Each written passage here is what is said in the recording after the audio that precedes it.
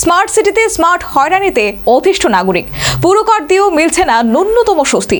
RMS চৌমুহনীতে মাসের পর মাস ভোগান্তি, নির্দেশিকা কি কাগজে সীমাবদ্ধ?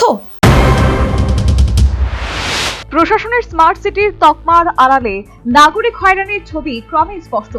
পুরকর প্রদানকারী নাগরিকদের ধৈর্য চুক্তি হওয়ার উপক্রম। রাজধানী আগরতলার আরএমএস চৌমুহনী এলাকায় ব্যবসায়ী প্রতিষ্ঠানগুলি কার্যত নাস্তানাবুদ মন্ত্রীবাড়ি রোড এক্সটেনশন সংলগ্ন এলাকায় 3 থেকে 4 মাস ধরে পড়ে রয়েছে বিশাল গর্ত। একটি নয়, একাধিক গর্ত। কেন এই গর্ত করা হয়েছে? এতদিনেও কাজ শেষ হলো না কেন? এই প্রশ্নের উত্তর আজও অজানা। গর্তে জমে রয়েছে নোংরা জল, মশার সূতিকাগারে পরিণত হয়েছে এলাকা। দুর্গন্ধে নাক বন্ধ হয়ে আসছে। পথ চলতে সাধারণ মানুষ এখন বিপাকে, ব্যবসায়ীরা আরো বেশি ক্ষতিগ্রস্ত। দোকান চালানো দায় হয়ে উঠেছে। সংশ্লিষ্ট নাজেহাল ব্যবসায়ীদের এমনটাই অভিযোগ।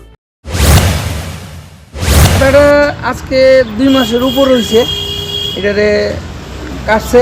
এটা না কাজ করে না কিছু বরট করে।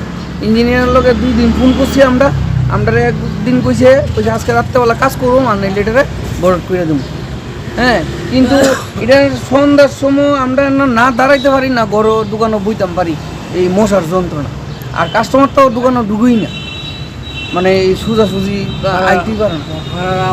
সব আর অবস্থাটা দেখেন না, এটা আবর্জনা দিয়ে দিয়ে এটারে কিতা করতেছে, এটা দোকানদারি করেন জানি কিসের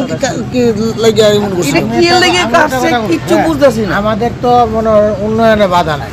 মেইন কথা হলো কাজ করো, আমাদের কাজ করলো সঙ্গে সঙ্গে এটা শেষ করো। এটা এইভাবে জুলাই রেখে দিছে, মশার যন্ত্রণা সন্ধ্যার সময় বোয়া যায় না। উল্লেখ্য, কিছুদিন আগেই নগর উন্নয়ন দপ্তর সহ সংশ্লিষ্ট অন্যান্য দপ্তরের উচ্চপদস্থ কর্তারা বড় বড় হুঁশিয়ারি দিয়েছিলেন। বলা হয়েছিল 15 দিনের মধ্যে কাজ শেষ করতে হবে।